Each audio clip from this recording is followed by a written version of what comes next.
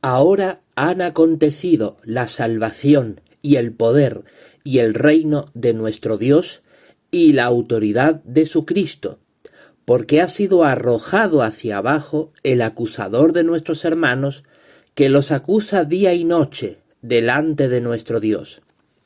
Y ellos lo vencieron debido a la sangre del Cordero, y debido a la palabra del testimonio que dieron, y no amaron sus almas, ni siquiera al arrostrar la muerte. A causa de esto, alégrense cielos y los que residen en ellos. Qué palabras, ¿verdad? Nos sobrecogen de emoción. Estos dichos están escritos en Apocalipsis capítulo 12, versículo del 10 al 12, y reflejan el sentimiento de alborozo, alegría y conmoción que experimentaron los ángeles en los cielos cuando Jesucristo fue coronado Rey del Reino Celestial el día 24 de junio de 1914 de nuestra era. Hace ya más de 100 años atrás. Leamos cómo describe esto el libro de Apocalipsis capítulo 6, versículo 2. Abramos nuestras Biblias, por favor, para encontrar el libro de Apocalipsis, que es el último que se encuentra en la Biblia. El capítulo 6, el versículo 2 dice: Y vi, y miren, un caballo blanco, y el que iba sentado sobre él tenía un arco, y le fue dada una corona, y salió venciendo, y para completar su victoria.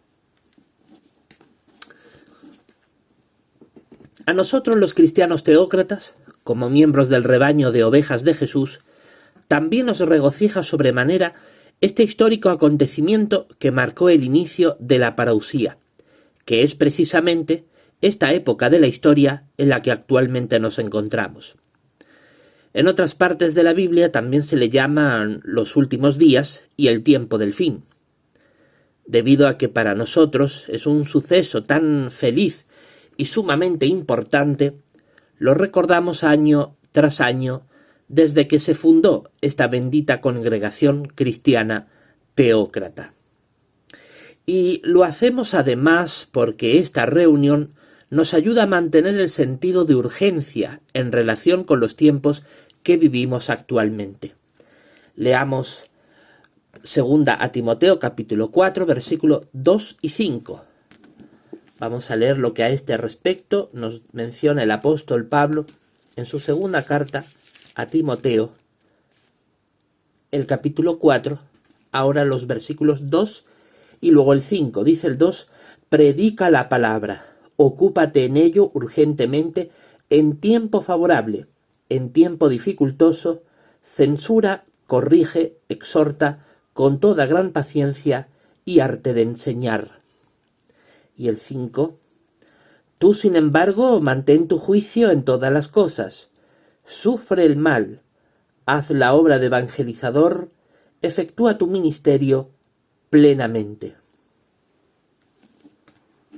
Ahora busquemos Mateo capítulo 24, versículo 42.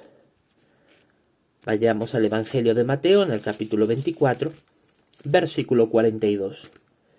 Manténganse alerta, pues porque no saben en qué día viene su Señor.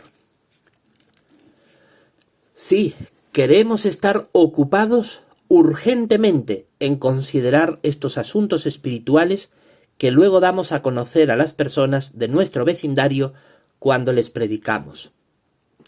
Solo así lograremos mantenernos alertas en sentido espiritual. Hoy les voy a rogar a todos ustedes que me tengan gran paciencia porque voy a explicarles cómo la Biblia nos muestra con absoluta precisión y nitidez la fecha exacta en la que Cristo Jesús fue coronado Rey en los cielos, y cómo esto fortalece nuestra fe en Él y en su capacidad sobrenatural de gobernarnos. Nuestro Rey Jesús se vale de sus ángeles y de los ungidos ya glorificados en los cielos para administrar sus asuntos aquí en la tierra, a través de la congregación cristiana teócrata. Gracias a esta institución podemos efectuar nuestro ministerio plenamente. Leamos, por favor, lo que Pablo nos dice en su carta a los Efesios, capítulo 3, versículo del 8 al 12. Busquemos juntos la carta inspirada que Pablo dirigió a los Efesios, el capítulo 3, versículos del 8 al 12. Y dice así: a mí, hombre que soy menos que el más pequeño de todos los santos, me fue dada esta bondad inmerecida de declarar a las naciones las buenas nuevas acerca de las riquezas insondables del Cristo, y de hacer ver a los hombres cómo se administra el secreto sagrado que desde el pasado indefinido ha estado escondido en Dios, que creó todas las cosas.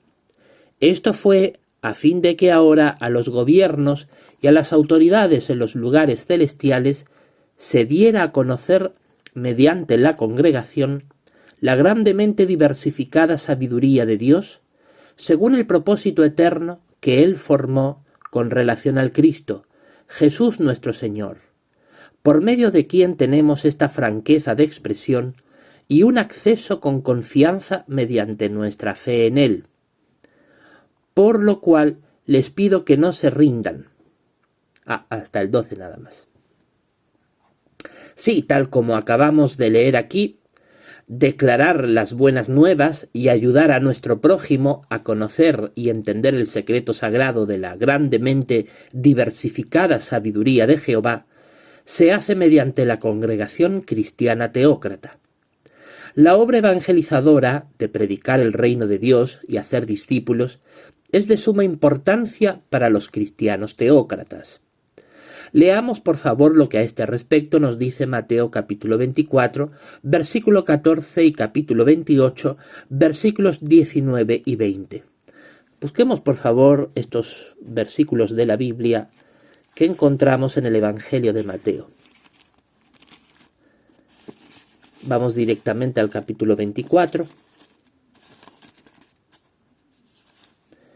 y vamos a leer el versículo 14 que dice: y estas buenas nuevas del reino se predicarán en toda la tierra habitada para testimonio a todas las naciones, y entonces vendrá el fin. Ahora el capítulo 28,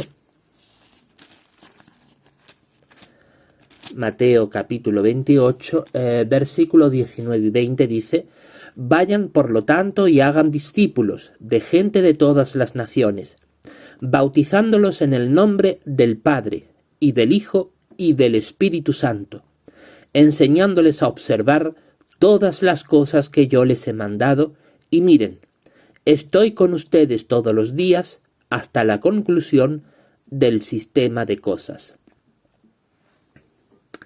Persistimos en esta obra vital aun cuando nos implique sufrir cosas malas, como la persecución. Dar testimonio de la verdad bíblica contribuye poderosamente a que mantengamos el juicio sano en nuestra forma de ver las cosas y nos ayuda a dar prioridad en nuestra vida a la adoración a Dios. Jesucristo mismo nos puso el ejemplo, según leemos en Mateo capítulo 4 versículo 17 y Marcos capítulo 1 versículos 14 y 15. Vamos a buscar estos textos, por favor. Primeramente, en el Evangelio de Mateo busquemos el capítulo 4.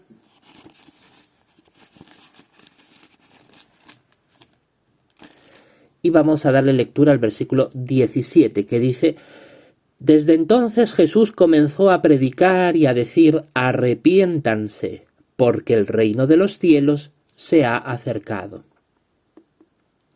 Ahora vayamos a Marcos capítulo 1.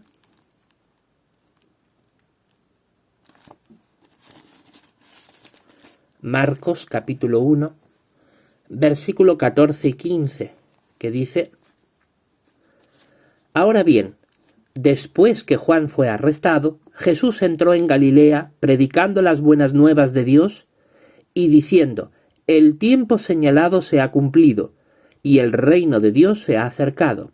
Arrepiéntanse y tengan fe en las buenas nuevas. Para Jesús, Esta obra era la labor más importante que llevó a cabo durante todo su ministerio. Por lo tanto, para nosotros también debe de serlo. De hecho, como leímos antes, Jesús nos ordenó evangelizar. Los cristianos teócratas predicamos el reino de Dios a todos nuestros vecinos porque queremos que ellos sepan que Jesús ya está reinando en los cielos junto a muchos de sus coherederos. ¿Qué hará este reino cuando tome el control de la tierra? Veamos cuáles son sus principales bendiciones. Convertirá la tierra en un paraíso. Leamos lo que a este tenor nos dice el profeta Isaías. Busquemos juntos el libro de Isaías, el capítulo 35.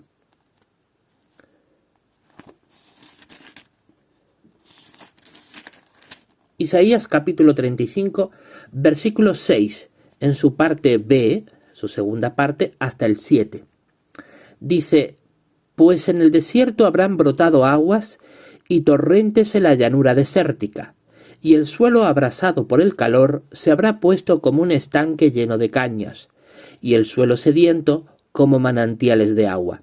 En el lugar de habitación de los chacales, un lugar de descanso para ellos, habrá hierba verde con cañas y papiros. Restaurará la perfección física de la humanidad y le otorgará vida eterna, por lo que desaparecerá la enfermedad, la vejez y la muerte. Leamos, por favor, lo que nos dice Job, capítulo 33, versículo 25. Leamos Job.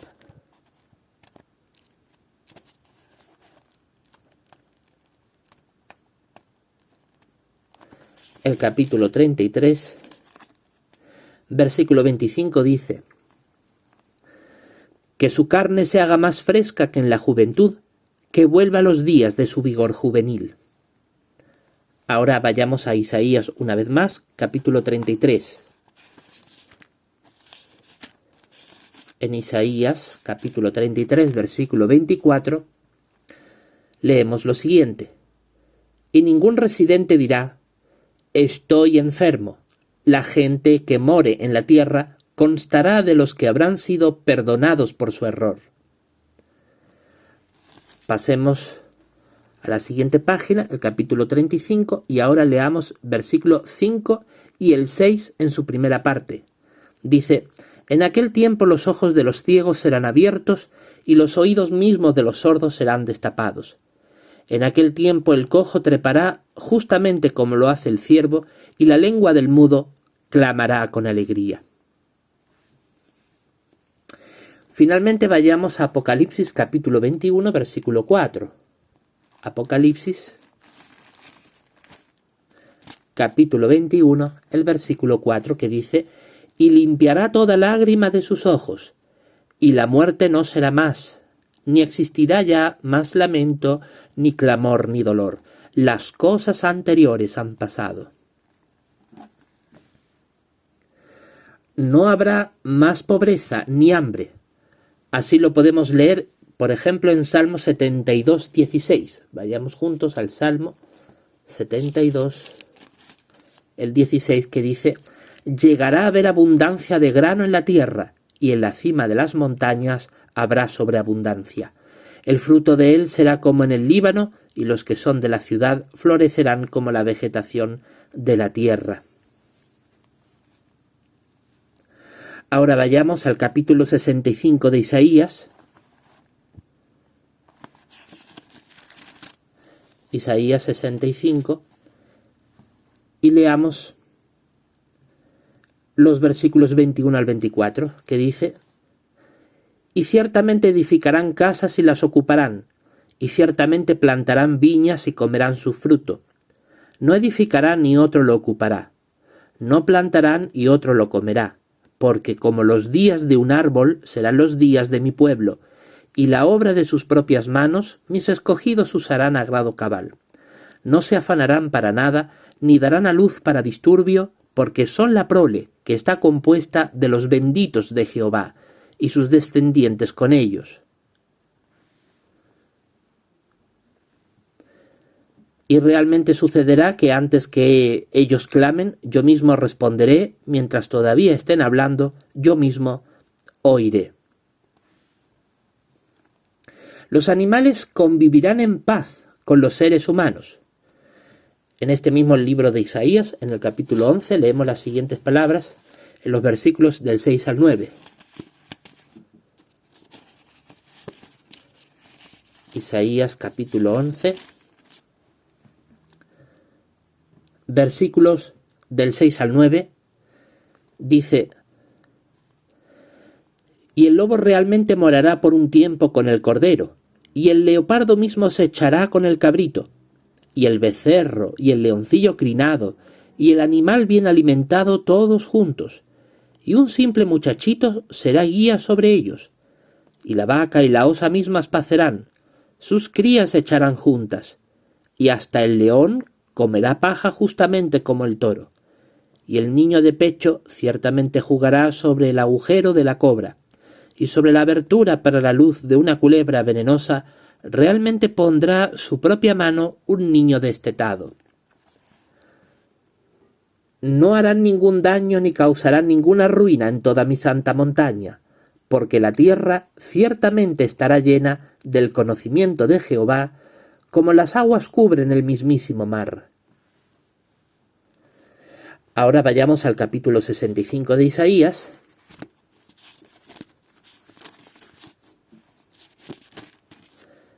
Y leamos el versículo 25.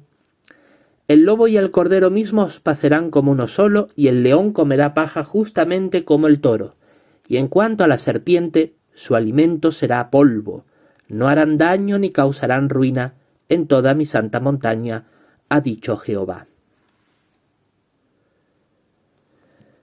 También resucitarán muchos que han muerto a lo largo de la historia. Así podemos leerlo en el Evangelio de Juan, capítulo 5. Busquemos juntos el Evangelio de Juan, el capítulo 5, versículo 28 y 29, que dice: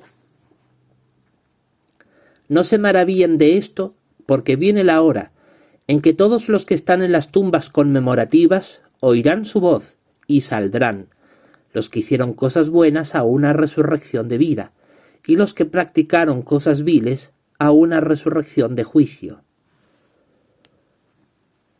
Ahora vayamos a Hechos de Apóstoles, capítulo 24, versículo 15. Hechos de Apóstoles, capítulo 24, el versículo 15, que nos dice: Y tengo esperanza en cuanto a Dios, esperanza que estos mismos también abrigan, de que va a haber resurrección, así de justos como de injustos. Todas estas maravillas serán una realidad durante el reino de 1000 años de Jesucristo. Leamos por favor Apocalipsis capítulo 20, versículo 6. Busquemos juntos el libro de Apocalipsis, capítulo 20, versículo 6, que nos dice lo siguiente: Feliz y santo es cualquiera que tiene parte en la primera resurrección. Sobre estos la muerte segunda no tiene autoridad, sino que serán sacerdotes de Dios y del Cristo, y reinarán con él por los 1000 años. Qué bendición será para todos ustedes disfrutar de estos amorosos regalos de Jehová Dios. Él quiere que nosotros, como cristianos teócratas, demos a conocer a la gente estas buenas noticias que están escritas aquí en la Biblia, su santa palabra. Nuestro glorioso Dios ha prometido hacerlas realidad. Así lo garantiza Él en el libro de Isaías, capítulo 55, que podemos buscar juntos. Y Isaías, capítulo 55, el versículo 11, donde leemos lo siguiente: Así resultará ser mi palabra que sale de mi boca. No volverá a mí sin resultados, sino que ciertamente hará aquello en que me he deleitado, y tendrá éxito seguro en aquello para lo cual la he enviado. Y ahora leamos Apocalipsis capítulo 21, el versículo 5. Apocalipsis capítulo 21, el versículo 5. Y aquel que estaba sentado en el trono dijo: mira, voy a hacer nuevas todas las cosas. También dice: escribe, porque estas palabras son fieles y verdaderas. Por esta razón podemos confiar en sus promesas y ejercer fe en ellas. Por lo tanto, estemos resueltos a proclamar las verdades de la palabra de Dios, la Biblia, a todos cuantos deseen escucharnos. Animemos a la gente a estudiar la Biblia con nosotros y examinar juntos las verdades bíblicas que conforman nuestro credo. Leamos lo que a este respecto nos dice el Evangelio de Juan, el capítulo 17. Juan, capítulo 17, versículo 3 dice: esto significa vida eterna, el que estén adquiriendo conocimiento de ti, el único Dios verdadero, y de aquel a quien tú enviaste, Jesucristo. Así es, hay que adquirir conocimiento continuamente, pues eso nos llevará a la salvación. El reino de Dios, que hará realidad estas gloriosas promesas, está conformado por Jesucristo nuestro Rey y sus 144.000 coherederos, los santos ungidos. La Congregación Cristiana Teócrata enseña que Jesús fue coronado Rey en los cielos el 24 de junio de 1914 de nuestra era. Esta afirmación pudiera parecer para algunos desconcertante, puesto que Jesús dijo en Mateo capítulo 24, versículo 36, que nadie sabe ni el día ni la hora. Pero lo cierto es que eso se refiere al momento exacto en el que Cristo vendrá por segunda vez. Y aquí no nos estamos refiriendo a ese acontecimiento futuro. Aquí enseñamos la verdad bíblica de que Cristo Jesús, cuando resucitó y ascendió al cielo, tuvo que esperar su debido tiempo para poder reinar. Así lo leemos en Hebreos capítulo 10, versículos 12 y 13. Busquemos juntos, por favor, las palabras que Pablo escribió por inspiración divina en el capítulo 10 de Hebreos, versículos 12 y 13. Pero este hombre ofreció un solo sacrificio por los pecados perpetuamente, y se sentó a la diestra de Dios, esperando desde entonces hasta que se coloque a sus enemigos como banquillo para sus pies. Este hombre es Jesús, quien se sacrificó por todos nosotros. Cuando resucitó, ascendió a los cielos y se sentó a la diestra de Dios. En ese lugar, él estuvo esperando hasta que se colocara a sus enemigos como banquillo para sus pies. Notemos que sus enemigos serían sometidos, no destruidos aún, según hemos leído. Lógicamente, para someterlos, él tiene que poseer autoridad como rey. Por lo tanto, para alcanzar esa autoridad, él tenía que esperar. Esta misma idea la transmite el texto bíblico de Hechos capítulo 3, versículos 20 y 21, que les invito a su lectura. Busquemos juntos, por favor, el libro bíblico de Hechos de Apóstoles, el capítulo 3,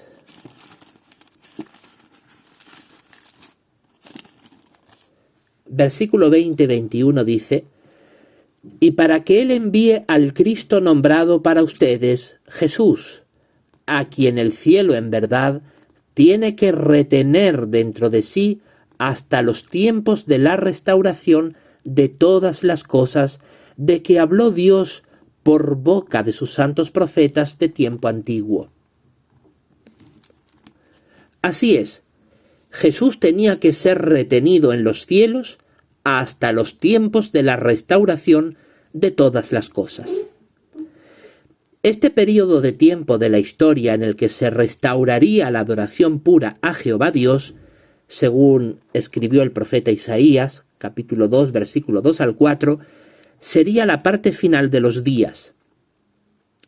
Como todos sabemos, en los siglos pasados, la adoración a Jehová estaba gravemente contaminada por culpa de la cristiandad apóstata, que en sus prácticas antibíblicas detestables hundió a decenas de generaciones humanas en una terrible oscuridad espiritual de ignorancia, idolatría y fanatismo. Pero desde que vivimos en esta época de la historia, conocida como la parusía o los últimos días, hemos visto restaurarse la adoración pura a Jehová. Primero con los testigos de Jehová durante el primer siglo de este período, y después con la congregación cristiana teócrata actual. Es ya en este tiempo cuando Cristo ha obtenido la autoridad de rey. Como prueba de ello, no solo la adoración pura se ha restaurado, sino que también los enemigos de Cristo están siendo sometidos por su reino. Prueba de ello es el cumplimiento de muchísimas profecías bíblicas que describen todo lo que actualmente pasa en el mundo. Los enemigos de Cristo, que son las naciones y sus gobernantes que no le obedecen, no pueden arruinar la adoración pura como sí ocurrió en siglos pasados, y tampoco pueden destruir la congregación cristiana teócrata. Esta garantía la leemos en Salmo 110, verso 1 al 3. Busquemos, por favor, el Salmo 110.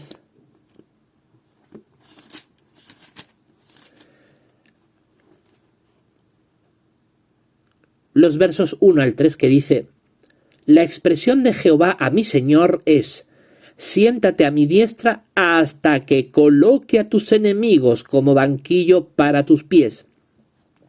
La vara de tu fuerza Jehová enviará desde Sión diciendo: ve sojuzgando en medio de tus enemigos.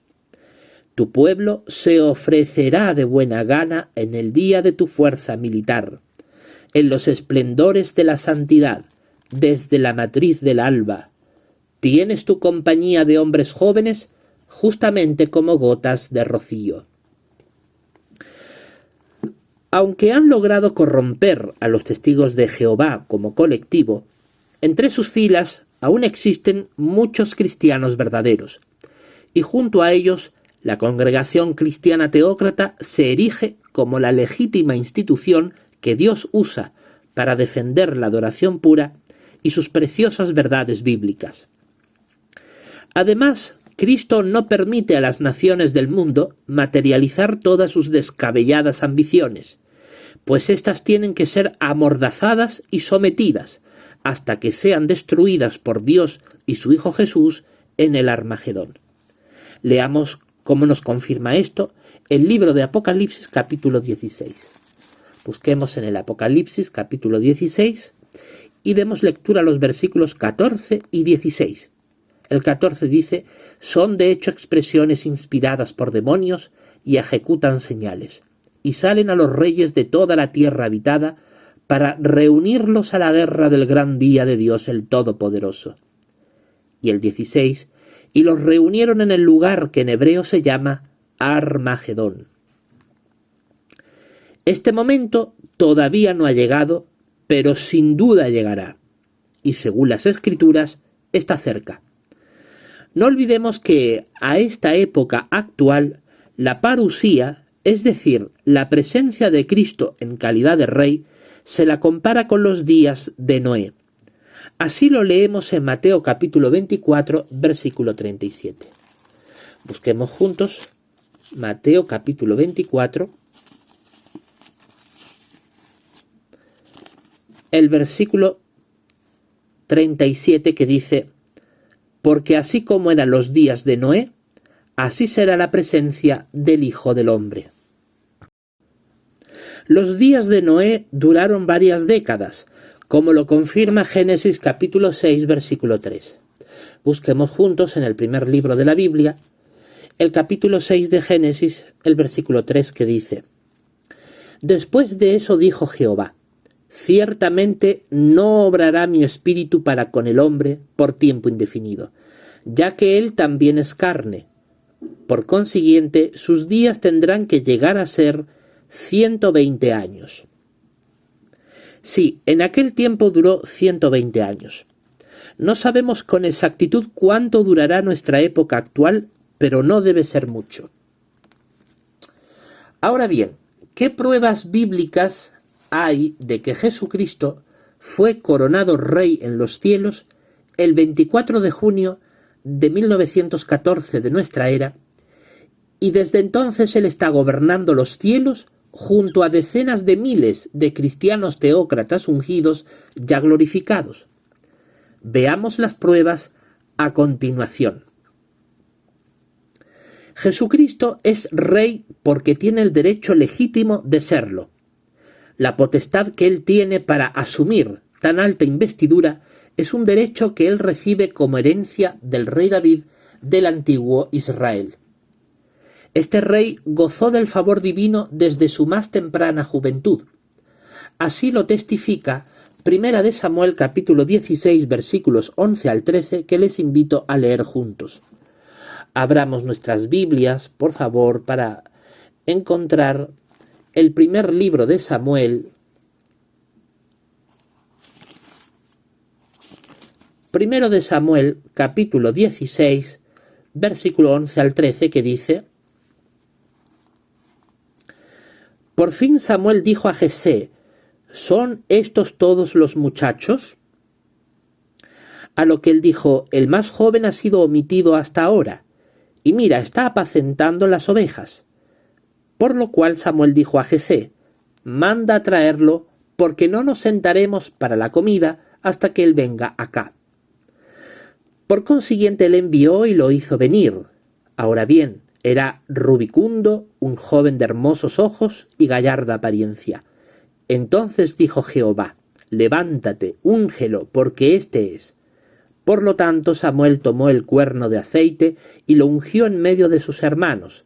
Y el Espíritu de Jehová empezó a entrar en operación sobre David desde aquel día en adelante. Más tarde Samuel se levantó y procedió a irse a Ramá. David fue ungido rey de todo Israel y el Espíritu Santo comenzó a actuar sobre él desde aquel día en adelante. Como fue obediente a Jehová, él garantizó a David que su descendencia ejercería el reinado para siempre. De este modo establecería con firmeza su reino y su linaje monárquico. Así lo leemos en 2 de Samuel capítulo 7, versículo 12 al 16. Busquemos juntos, por favor. 2 de Samuel capítulo 7, versículo 12 y el 16. Primero el 12.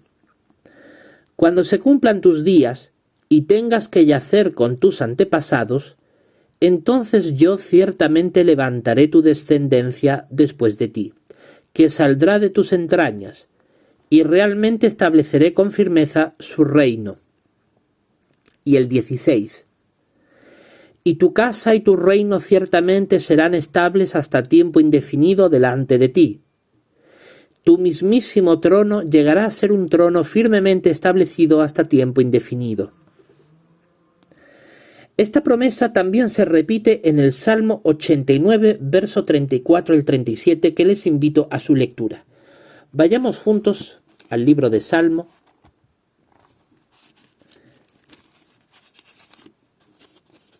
El número 89, Salmo 89, verso 34 al 37, dice: no profanaré mi pacto y la expresión procedente de mis labios no cambiaré. Una vez he jurado en mi santidad, a David ciertamente no diré mentiras. Su descendencia misma resultará ser aún hasta tiempo indefinido, y su trono como el sol enfrente de mí. Como la luna será firmemente establecido por tiempo indefinido, y como testigo fiel en los cielos nublados. Aquí Jehová asegura que su trono durará tanto como el sol y la luna.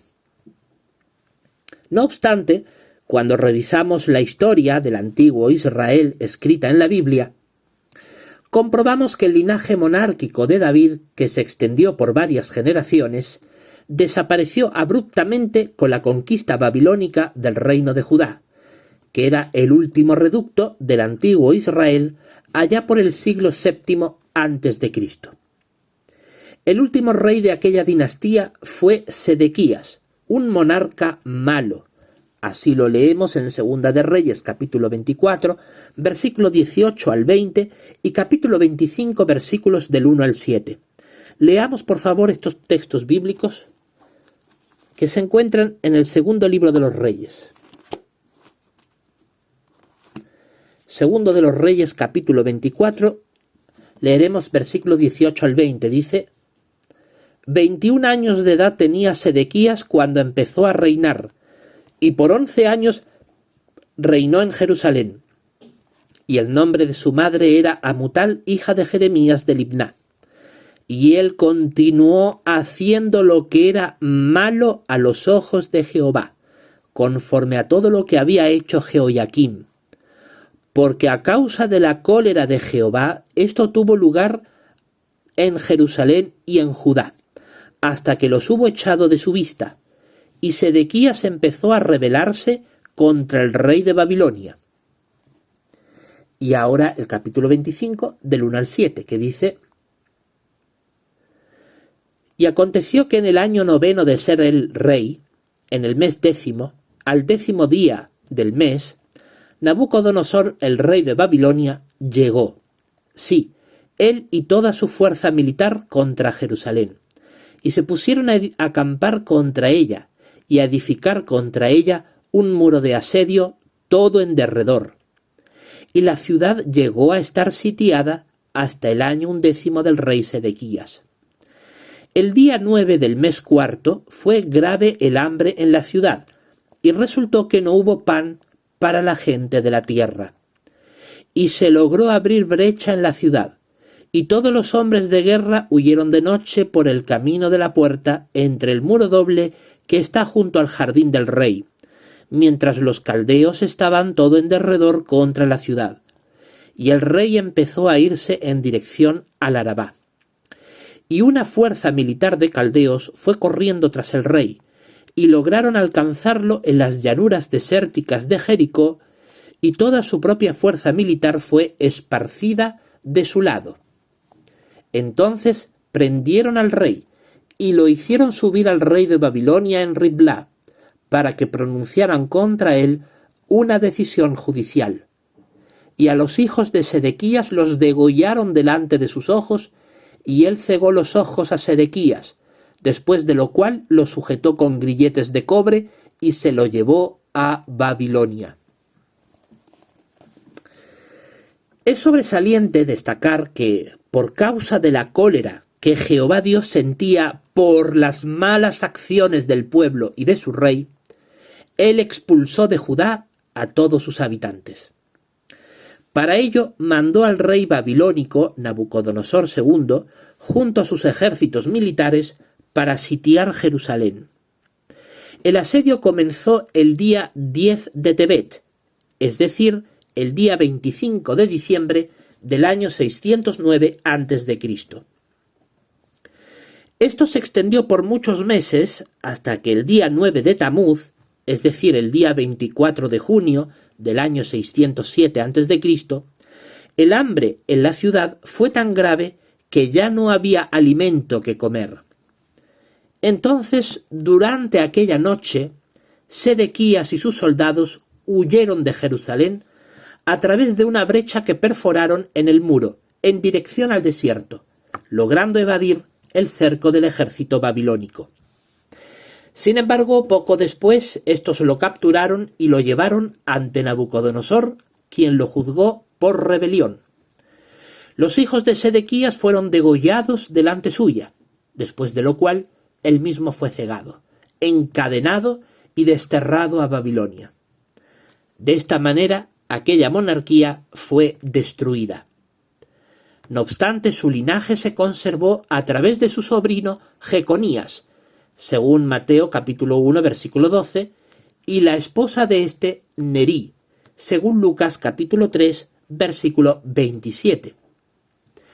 Ellos dos fueron los padres de Sealtiel, antepasado común por vía paterna y materna de Jesucristo. De esta manera comprobamos que el linaje davídico sí se conservó hasta que a través de él llegó el Mesías Jesucristo. Aún así, Sedequías fue el último rey que gobernó Judá. Y como ya hemos visto, él era malo. A pesar de ello, Sedequías heredó una corona que era sagrada, es decir, recibió el derecho eterno que su linaje tenía para gobernar según lo prometió Jehová Dios. En consecuencia, cabe preguntarse, ¿quién recibiría el derecho eterno a gobernar si con el destronamiento de Sedequías se acabó la monarquía en Israel? La respuesta la encontramos en Ezequiel capítulo 21, versículo 25 al 27, que les invito a su lectura. Busquemos por favor el escrito inspirado del profeta Ezequiel, capítulo 21, versículo 25 al 27, que dice así: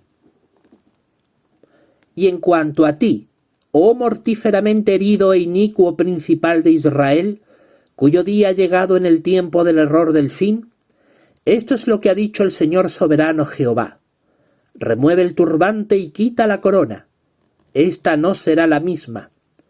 Póngase en alto aún lo que está bajo, y póngase bajo aún al alto. Ruina, ruina, ruina la haré.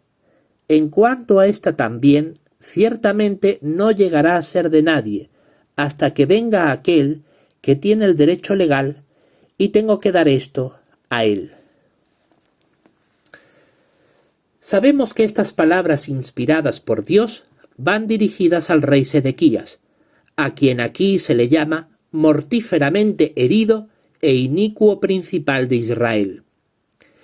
Ciertamente Sedequías era el principal de Israel, puesto que era su rey, y ya vimos que él era malo, inicuo.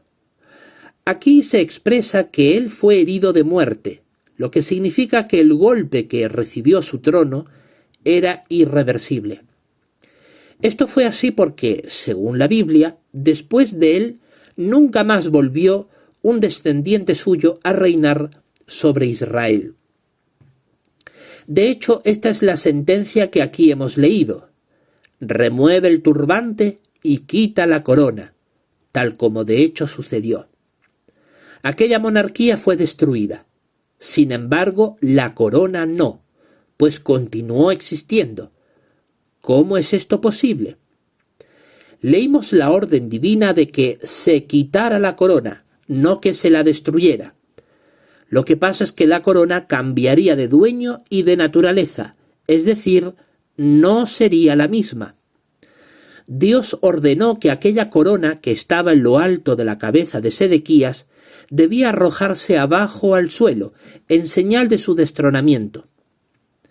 Esto fue el cumplimiento de la expresión «póngase bajo aún al alto». Esta corona, arrojada abajo, debía volver a ponerse en alto sobre aquel que tiene el derecho legal, a quien se le promete entregar. Esto sería en cumplimiento de la expresión «póngase en alto aún lo que está bajo». Por supuesto, esta profecía no era una mera expresión que anunciaba la caída de un rey por el reemplazo de otro como él. Era mucho más que eso.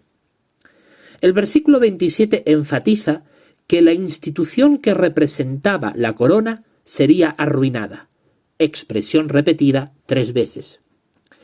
Esto confirmó la destrucción de la monarquía davídica, pero se garantizó la supervivencia del derecho eterno que encarnaba, que era el de reinar sobre el pueblo de Dios. Se reafirma además que esta corona no llegaría a ser de nadie hasta que venga aquel que tiene el derecho legal, a quien se le entregaría. Antes dijimos que aquella corona cambiaría de dueño y de naturaleza. En cumplimiento de la expresión, no será la misma. Como demostraremos más adelante, el heredero de esa corona es Jesucristo, su nuevo dueño. uno completamente distinto a quienes la poseyeron anteriormente, que eran reyes judíos imperfectos y en muchas ocasiones malvados. Jesús era perfecto y sin pecado. Además, mientras que los reyes judíos gobernaban en la tierra, Jesús lo haría en el cielo. ¿Cómo sabemos que Jesús es aquel que tiene el derecho legal a heredar la corona davídica? Porque así lo confirma Lucas capítulo 1, versículo 30 al 33, que les invito a su lectura. Busquemos juntos el Santo Evangelio de Lucas, el capítulo 1, y leamos las palabras escritas en el versículo 30 al 33. Dice así: De modo que el ángel le dijo: No temas, María, porque has hallado favor con Dios. Y mira, concebirás en tu matriz y darás a luz un hijo, y has de ponerle por nombre Jesús. Este será grande y será llamado Hijo del Altísimo, y Jehová Dios le dará el trono de David su padre. Y reinará sobre la casa de Jacob para siempre, y de su reino no habrá fin.